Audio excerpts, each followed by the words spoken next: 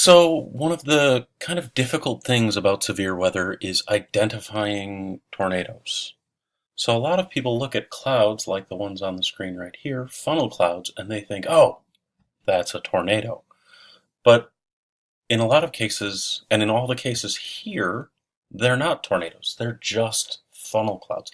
They look like a funnel, but without rotation and without wind moving at the ground, you can see basically these cars sitting beneath this cloud not being impacted by any sort of wind or rotation. Without that rotation at the ground, moving things around, it's not a tornado. It's just kind of a scary looking cloud or an SLC. So knowing that, we can kind of classify tornadoes as a rotating column of air that it has to touch the ground. So we can go and look at this diagram. You can see tornadoes come in a lot of different forms. You've got a wall cloud here, and then you've got a funnel cloud, and it goes all the way to the ground, and you've got rotating debris, you've got dust, things moving around. You can have a small break between the funnel cloud and the debris at the ground. You can have a large break.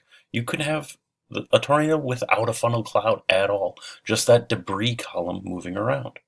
And again, you can get rid of the wall cloud, this area, entirely, and you can have all the same things. So really, again, the key factor is that rotating debris field at the ground. Without it, you just have a scary looking cloud, kind of like this. You can see these get reported as tornadoes when they're not, and false positives are a big problem.